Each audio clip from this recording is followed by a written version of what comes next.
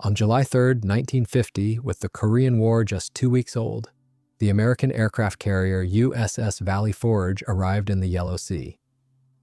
On the deck of this massive floating airfield, routine flight ops were getting underway.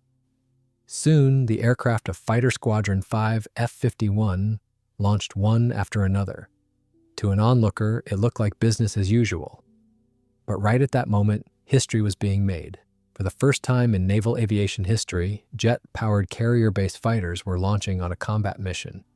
These were the latest jets from Grumman, the F9F Panther. This fighter was a worthy addition to the company's famous Cat family of carrier aircraft, taking its place right alongside legendary fighters like the Wildcat, Hellcat, Bearcat, and Tigercat. The story behind this aircraft actually started back in 1946 with a highly ambitious project. Originally, engineers envisioned it as a two-seat monster equipped with 4 engines. Why so many? The answer is simple.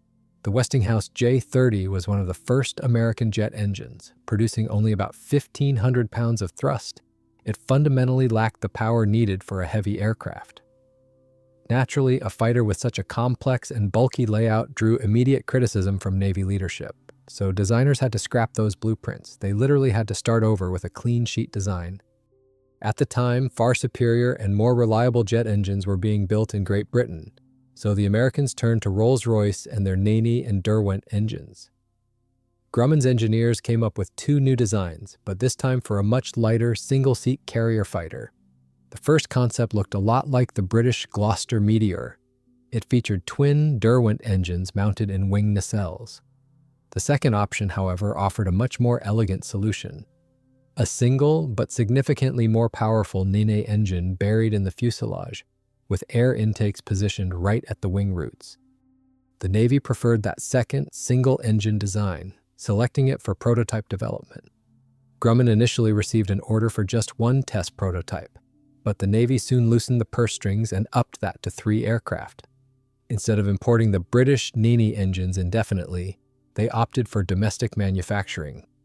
License production was handed over to Pratt & Whitney, but since spinning up new production lines takes time, in the summer of 1947, a few fully assembled engines were shipped straight from England to the Grumman plant. Around that same time, the British engine faced a serious competitor, the Allison J-33, which, to be fair, also had British roots. To see which power plant was better in practice, engineers installed different engines into the test aircraft.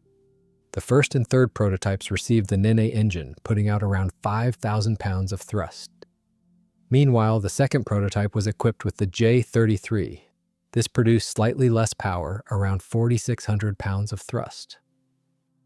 The U.S. Navy was so desperate for new jet fighters that even before flight testing was wrapped up, they awarded a contract for the first batch of 30 production aircraft. It was these F9F fighters that officially received the name the Panther. Structurally, this was an all-metal aircraft featuring sturdy, short-span straight wings. As mentioned earlier, the air intakes were neatly integrated right at the wing roots. Down in the lower nose section, the fighter packed a serious punch. 4 fast-firing 20mm M3 cannons. Right behind the weapons sat the cockpit. It featured a teardrop canopy that smoothly slid back to provide excellent visibility. The jet engine was buried deep in the tail section. And to maintain proper center of gravity and safety, all the fuel tanks were housed inside the fuselage, just behind the pilot's seat. The landing gear layout was fairly conventional. The main gear retracted into the wings, while the nose gear folded into the fuselage. As a true carrier-based fighter, it featured a tail hook right under the engine exhaust to catch the arresting wires during hard carrier deck landings. To keep the fighters from taking up too much precious real estate in crowded carrier hangar bays, the outer wing panels folded upward. For better low-speed handling, the wings were fitted with flaps. Underneath the fuselage sat a perforated speed brake that really helped bleed off airspeed in a hurry. The first completed prototype officially rolled out of the factory in mid-November 1947. The aircraft immediately began its initial ground tests. Just a week later, test pilot Corwin Meyer took the new jet to the skies for the very first time. During development, engineers were concerned that the aircraft would need too much runway to come to a full stop after touchdown. Because of this, even though Meyer took off from the short runway at the company airfield, He played it safe and chose to land at a nearby civilian airport with a much longer strip. However, those fears turned out to be unfounded. The braking system worked flawlessly. Later that same day, the brand new fighter easily flew right back to its home factory airfield. In the spring of 1948, the second F9F2 prototype took to the air. By August, the F9F3 joined the flight test program. As is usually the case with new designs, those early tests revealed a few technical hiccups, but they were all easily resolved. To give the aircraft better handling and more directional stability, the engineers increased the surface area of the vertical stabilizer. They also installed much more powerful hydraulic actuators for the ailerons. Since the standard internal fuel capacity wasn't quite enough, starting with the first production aircraft, they added 120-gallon fuel tanks to the wingtips. Following the successful rollout of the first batch of F9F2 fighters, the Navy ordered another 71 aircraft in the F9F3 variant. This variant was powered by Allison J33A8 turbojet engines. However, that power plant turned out to be far too temperamental and unreliable in flight. Because of this, only 54 fighters actually rolled off the assembly line under that designation. They decided to equip all the remaining aircraft with the proven Pratt & Whitney J42P8 engines built under a British license. They also retained the established F9F2 designation for them. Eventually, Navy pilots took over from the factory test pilots. In March 1948, the commander of the Naval Air Test Center, Captain Frederick Trapnell, personally took the first XF9F2 up for a flight. By October, the second XF9F2 touched down on the center's runway. This kicked off a demanding program of simulated carrier landings. These flights provided a wealth of useful data. Engineers heavily reworked the tailhook design and installed a protective tail skid just in front of it. Its main job was to protect the lower fuselage from tail strikes during high-angle takeoffs and hard landings. Unfortunately, the road to creating the perfect aircraft wasn't without its setbacks. In October 1949, the second Panther prototype crashed due to a sudden fuel system failure. But that incident didn't stop the program. By that point, the first production F9F2 fighters had already rolled off the assembly line. As a result, all the final flight testing and tuning were successfully completed on those airframes. The actual combat service of the F9F2 Panthers began in March 1949. Training flights kicked off straight from the deck of the aircraft carrier USS Franklin D. Roosevelt.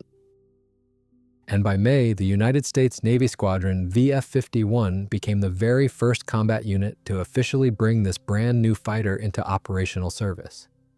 Production Panthers were steadily rolling out of the factory in Bethpage, but the Grumman engineers did not even think about resting on their laurels. They were constantly looking for ways to make the jet even better. Around this time, Allison pitched their updated J33A16 engine.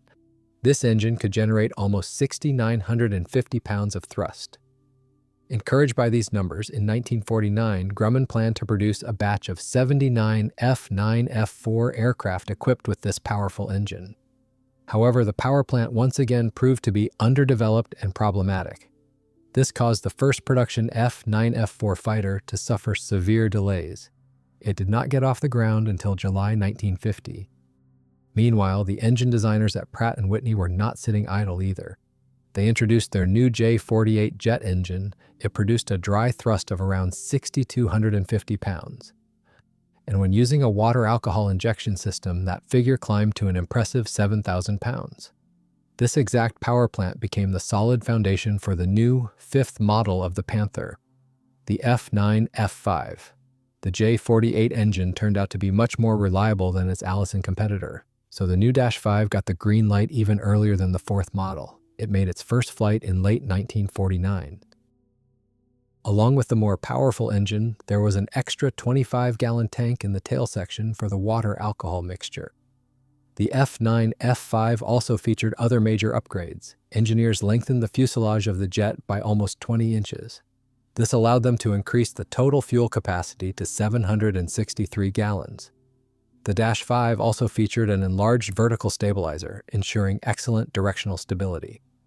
In January 1951, the first production F9F5 arrived for testing at Naval Air Station Patuxent River. The flight program was incredibly successful. This version of the Panther quickly earned the title of the most widely produced model in the history of the aircraft. A total of 649 of these airframes were built. This included a few dozen specialized jets for aerial photo reconnaissance. In the early stages, these fighters were equipped with base versions of the J-48 engine. But over time, they were fitted with increasingly modern and refined variants of the power plant. Taking second place in production numbers was the F9F2 model. A total of 527 units were assembled. The F9F4 version, on the other hand, was an outright failure thanks to its constantly problematic engine. It got to the point where almost all 73 fighters of this series ordered for Marine Corps aviation eventually had to be completely retrofitted. They simply swapped in the proven and reliable Pratt and Whitney J-48 engines and changed their designation to the successful F9F5. The F9F Panther just became the primary carrier-based jet fighter for the United States Navy during the Korean War. Over 3 years of active combat in Korea, 27 squadrons of these fast carrier-based fighters saw action. They were joined by 3 more squadrons from Marine Corps Aviation. The number of these fighters on the front lines was constantly shifting. It grew from 2 squadrons at the very beginning of the conflict to 10 by the end of the war. The jet-powered Panthers flew their first combat mission on July 2, 1950. On that day, 8 fighters from the carrier USS Valley Forge received orders to suppress the Pyongyang airfield. They were to hold it until the main strike package arrived. Arriving over the target with total surprise, the F9Fs mercilessly strafed the parked enemy aircraft with their cannons. A pair of Soviet-built Yak-9 fighters still managed to get airborne to try and intercept them. However, the moment their wheels left the runway, they were caught in a hail of fire from the American pilots. Lieutenant Brown shot down one Yak-9 and Lieutenant Plog downed the other. Between this surprise raid and a coordinated strike by British aircraft from HMS Triumph on the Haeju airfield, the North Korean Air Force was practically wiped out on the ground. As a result, American forces gained absolute air supremacy. Up until the fall of 1950, F9F fighters were primarily used to suppress enemy air defenses ahead of carrier-based strike packages. The incredible speed of the jet significantly reduced their vulnerability to enemy anti-aircraft fire. A typical combat loadout for the Panther included a full load of cannon ammo. This was carried along with 6 unguided HVAR or RAM rockets. The RAM rockets were considered highly effective anti-tank weapons. They were specifically designed to knock out Soviet T-34 tanks. Their range allowed American pilots to fire them from well outside the reach of rapid-fire, small-caliber anti-aircraft guns. These guns were the deadliest threat when flying down on the deck. The F9Fs usually launched from the carrier deck a bit later than the older piston engine attack planes. But thanks to their superior speed, they were the first to arrive over the target.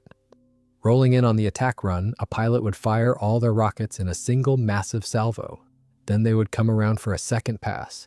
This allowed them to methodically strafe any surviving gun emplacements with their onboard cannons. Of course, the enemy anti-aircraft gunners were not just sitting idle. They always fought back with a massive barrage from every weapon they had. After intense air-to-ground duels like these, some Panthers limped back to the carrier with severe battle damage. For example, on January 7, 1952, an F9F2 fighter from the USS Essex, piloted by Lieutenant Robert Rostin, flew into heavy anti-aircraft fire. The pilot heard a dull thud somewhere behind him and immediately noticed his fuel flow spiking. However, the jet was still responding to the controls, and the engine was running surprisingly smoothly. Rostin turned back and managed to limp his crippled fighter to the nearest friendly airbase. But right at touchdown, the tail section suddenly burst into flames. The crash and rescue crews barely managed to save the aircraft from a total loss. It turned out the Panther had taken a flak hit that severed a fuel line. Jet fuel had been quietly pooling in the tail section the entire flight. It ignited the exact second the landing gear slammed down hard onto the runway. An even more incredible incident occurred in the final days of the war on July 12, 1953, involving Lieutenant Batten. A direct hit from a heavy machine gun blew a massive hole in the nose section of his F9F2B fighter. The jet began vibrating violently, but by some absolute miracle, Batten managed to maintain control of the shattered aircraft. Dropping his airspeed as much as possible, the pilot managed to fly all the way back to the aircraft carrier USS Philippine Sea. There, he executed a surprisingly normal, safe landing. Maintenance crews eventually managed to rebuild the heavily damaged fighter. It actually went right back to flying combat missions with the fleet. Even if a pilot completed their mission, dodged deadly North Korean anti-aircraft fire, and made it back safely, they still faced one final daunting challenge: landing on a narrow flight deck pitching in the ocean swells. In just moderate seas, the stern of a carrier deck can pitch up and down anywhere from 13 to 16 feet. That is exactly why carrier landings were always considered highly dangerous operations that demanded nerves of steel. A pilot's life depended not just on their own skill and reflexes, but largely on whether the arresting wires and emergency barricades actually did their jobs. In fact, it was because of these incredibly difficult and sometimes botched recoveries that the U.S. Navy took some of its first real carrier aviation losses of the war. In one instance, an F9F Panther from the aircraft carrier USS Midway caused one of the most dramatic deck accidents in the U.S. Navy at the time. In November 1951, the aircraft was coming in for recovery but failed to catch an arresting wire. It tore right through the emergency barricade and slammed into the fighters parked on the bow at high speed. The force of the impact was so devastating that 3 aircraft were knocked right overboard into the ocean. Jet fuel instantly spilled and ignited. 4 more airplanes were destroyed in the ensuing fire. Another tragic Panther incident took place on the aircraft carrier USS Boxer, where a fighter nearly destroyed the bow of the ship. During launch, the jet failed to reach flying speed and plunged directly into the water off the bow. The 1,000-pound bomb slung under its wings detonated on impact. The massive explosion forced the carrier to immediately abort its deployment and head back to port for major repairs. Despite these kinds of deck accidents, the Panther was famous not just for its incredible combat survivability, but also for its excellent operational reliability.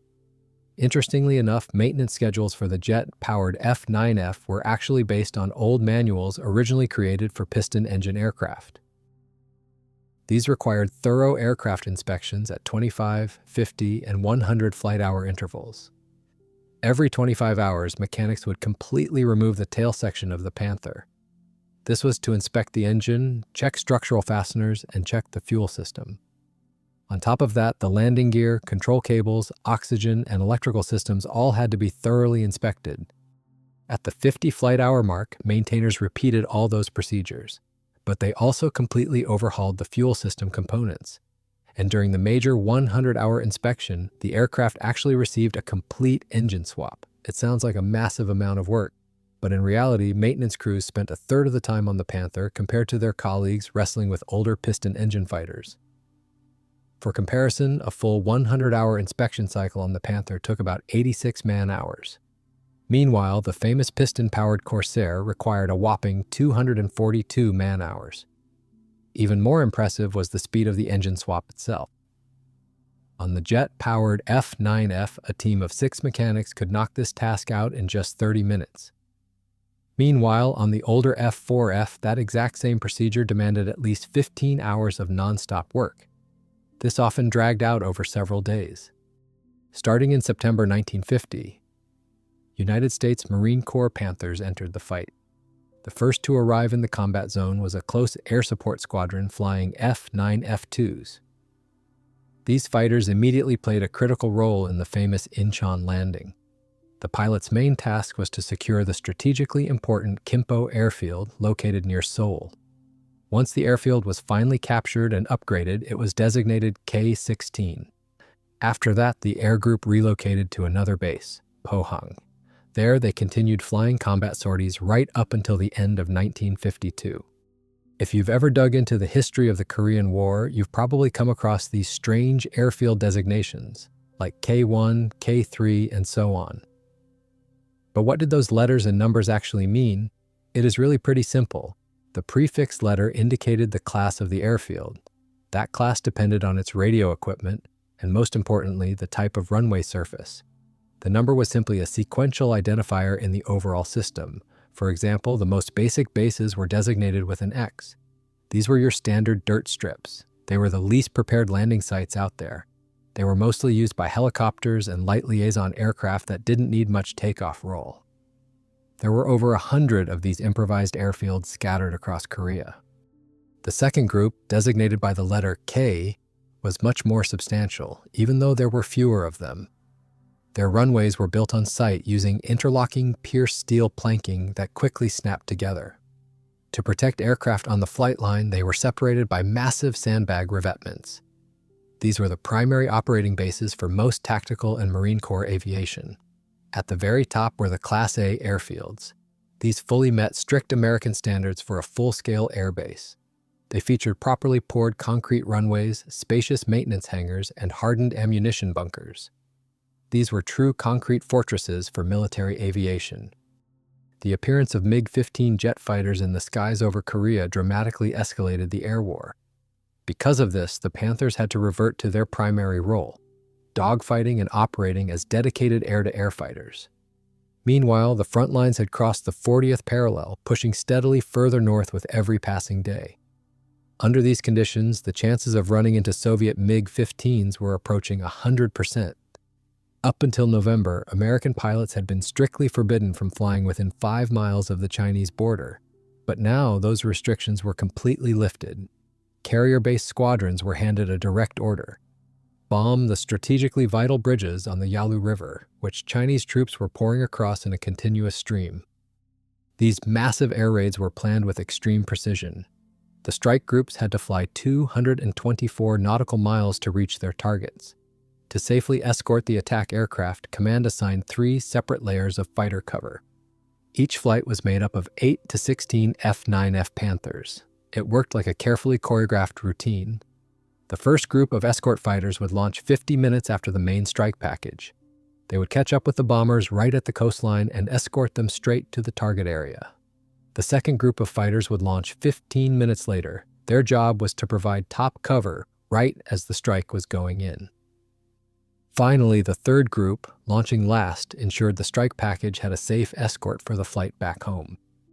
The first combat mission using this precise plan took place on November 3, 1950. That day, attack aircraft launched from the decks of 3 different carriers. They were the USS Lady, the USS Valley Forge, and the USS Philippine Sea. Their primary mission was to take out a highway bridge and a railway bridge. Each was over 3,050 feet long.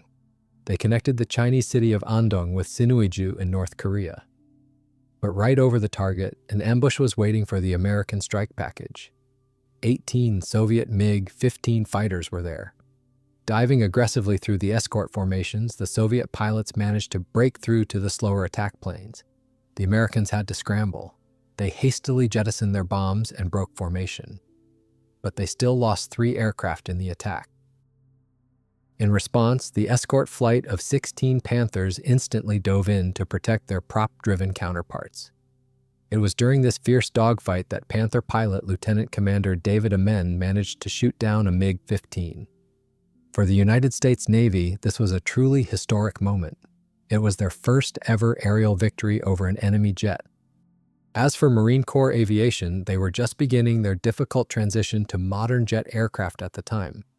Because of this, they had significantly fewer jets at their disposal compared to Navy carrier aviation. The latest gear always reached the Marines with a bit of a delay.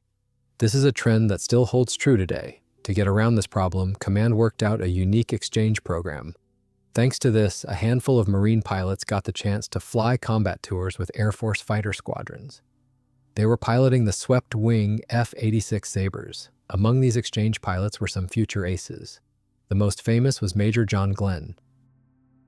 He would later become a legendary American astronaut.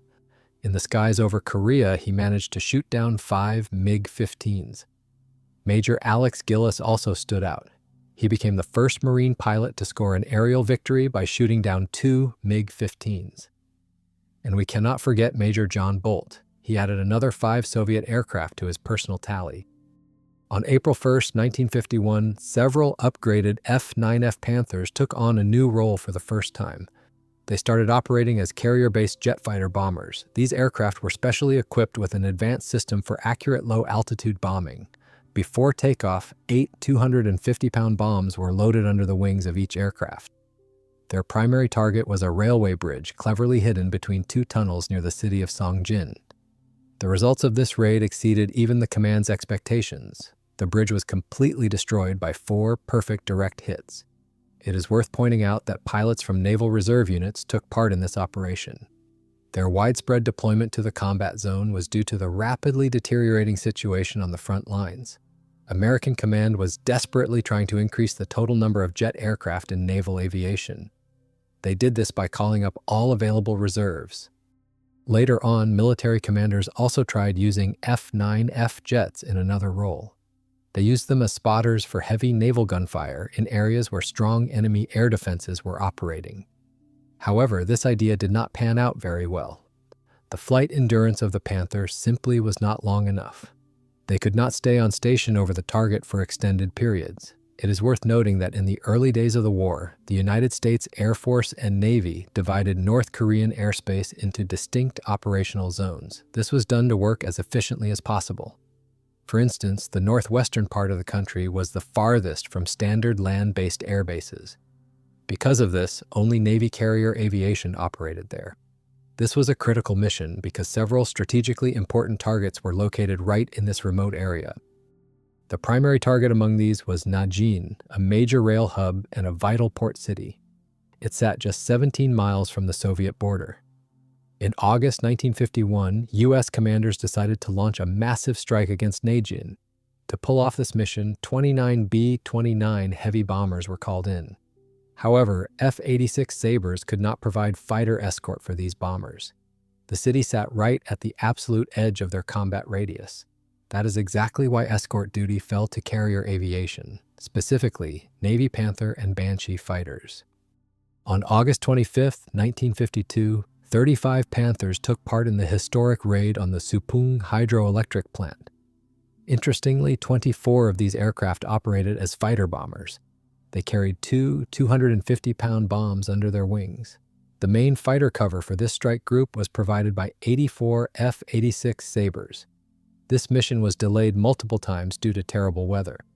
The skies only cleared up in the afternoon. To avoid radar detection, the pilots approached the target at extremely low altitude. They were supported by active radar jamming. As a result of this operation, nearly 100 tons of bombs were dropped on the power plant facilities. The Americans credited their success to total surprise and the enemy's indecision. On the flip side, the Soviets and Chinese blamed a massive thunderstorm. This storm had supposedly stalled over the city of Antung, grounding flights at all their backup air bases. However, American pilots later reported having a perfect view of Soviet MiG-15s parked on the tarmac. So clearly, visibility was more than good enough for flying. On November 18, 1952, another notable clash took place between Panthers and Soviet MiG-15s. That day, Task Force 77 was operating about 110 nautical miles south of Vladivostok. This task force included the aircraft carriers Essex, Bonhomme Richard, Kearsarge, and Oriskany. The Americans had learned a hard lesson from their British allies. The British had lost several aircraft to surprise MiG-15 attacks over the water earlier that summer. Because of this, they played it as safe as possible. They kept AD-3W airborne early warning aircraft on station at all times. Late in the afternoon, the Combat Air Patrol reported 8 unidentified radar contacts approaching the fleet. These were soon identified as MiG-15s. As soon as the Soviet fighters closed to within 50 nautical miles of the ships, 4 Panthers scrambled from the deck of the Oriskany to intercept them. Thanks to precise radar vectoring from the ships, they managed to get the drop on the enemy and launch a surprise attack. Lieutenants Milton and Williams shot down 2 of the MiGs. Another MiG-15 took heavy damage from Lieutenant Rowland's cannon fire. It started trailing thick smoke and quickly disappeared into the clouds. Within 5 minutes, 8 more Navy jets arrived on scene to back up the Panthers. However, they were not even needed. The surviving MiG-15s hastily bugged out toward their own coastline. Without a doubt, the Panther was objectively outclassed by the MiG-15 in pretty much every performance metric. The only area where they had any real parity was in firepower. But it is important to keep one key detail in mind. The F9F was specifically designed as a carrier-based fighter. When designing this aircraft, the Navy had a clear goal in mind. They wanted to build a reliable fleet defense fighter to protect their carrier task forces. It was meant to fly long combat air patrols at a safe distance from the fleet. This allowed them to intercept enemy bombers before they could get close. The Panther was never intended to be a dedicated air superiority fighter. Because of this, expecting it to pull off miracles in a turning dogfight just would not be fair. On top of that, operating continuously in harsh saltwater environments required the use of highly corrosion-resistant materials. To put that in perspective, a typical land-based aircraft would suffer severe corrosion after just a month at sea. These heavy-duty alloys and structural reinforcements are exactly why the airframe ended up being so heavy. But despite all its compromises and flaws, the Panther cemented its name in history as the first truly mass-produced carrier-based jet fighter. Structurally, it was a classic all-metal airframe with a straight, mid-mounted wing. The primary material used in its construction was aviation-grade aluminum. The fuselage was divided into three main sections. These were the nose, the center, and the tail. The nose section was designed to slide forward on rails, giving mechanics incredibly easy access to the guns and avionics. The center section compactly housed the fuel tanks, the cockpit, and the heart of the aircraft, the engine. The wing roots were also firmly integrated into this section. The tail section had a very practical feature as well. It could be completely detached from the center fuselage. This made life much easier for the maintenance crews during engine swaps or heavy maintenance. This tail compartment housed the engine tailpipe along with a special water tank. That water was used for a water injection system to augment thrust. This gave the aircraft a short but powerful burst of acceleration at critical moments. The airplane featured a trapezoidal wing divided into three main sections. The center section housed the engine air intakes, flanked by folding outer wing panels. To save space on the carrier deck, these outer panels folded vertically using a powerful hydraulic mechanism. Permanent fuel tanks were mounted directly on the wingtips, featuring dump valves for emergency fuel jettisoning. The dump system relied on ram air pressure. This allowed the entire fuel load to be jettisoned in just 40 seconds during an emergency. These valves were electrically actuated by the pilot. For better maneuverability and low-speed stability, the wing featured flaps, ailerons, and leading-edge slats. Meanwhile, down on the lower fuselage, there were distinctively shaped perforated speed brakes. The aircraft featured a tricycle landing gear configuration. The gear was extended and retracted hydraulically. To prevent tail strikes during a hard landing, designers included a retractable tail bumper. The airplane also had an arresting hook for carrier landings, which retracted fully into a box-like fairing under the tail section. Overall, the Panther boasted excellent takeoff and landing characteristics. For example, taking off into a 10-knot headwind, the aircraft required a takeoff roll of just 560 to 650 feet. When launching from a carrier steaming at full speed under those same conditions, that distance dropped to just 460 feet. The cockpit was fully pressurized. It was equipped with an ejection seat that allowed for a safe bailout, provided the aircraft was at an altitude of at least 330 feet. To protect the pilot from enemy fire, the windshield was made of tough, multi-layered armored glass nearly 2.5 inches thick. The sliding canopy could be locked into any intermediate position and was opened and closed smoothly by a hydraulic cylinder. In an emergency, a pneumatic system powered by compressed air could jettison the canopy. The flight control system relied on conventional mechanical linkages, but to reduce stick forces, the ailerons were hydraulically boosted. This made the fighter much more responsive in the hands of the pilot. Additionally, engineers installed trim tabs on all primary flight control surfaces. This helped relieve control stick pressures during long flights. Depending on the variant, the Panther was powered by one of several different turbojet engines. These included British Rolls-Royce power plants, specifically the Nini and Tay. They also included American Pratt and Whitney J42s and J48s, or the Allison J33. To maximize performance, engineers utilized water injection directly into the compressor. This provided a short burst of extra thrust. It increased output by 660 to 880 pounds of thrust. The Allison engines, however, had their own unique feature. They were equipped with an afterburner. Refueling the aircraft was also highly efficient. All tanks could be filled under high pressure through a single-point refueling receptacle. Originally, the designers planned to arm this fighter with 6 50-caliber machine guns. They planned to mount 4 in the fuselage and 2 in the wings. But plans changed, and the very first production models rolled off the assembly line packing a much heavier punch. These models featured 4 20mm M12 autocannons from the renowned firearms manufacturer Colt. They even built a few unique prototypes that featured 4 swiveling cannons mounted right in the nose. Aside from its internal guns, the fighter could also carry an impressive payload of external ordnance. It was successfully outfitted with unguided rockets, general-purpose bombs, and napalm tanks for striking ground targets.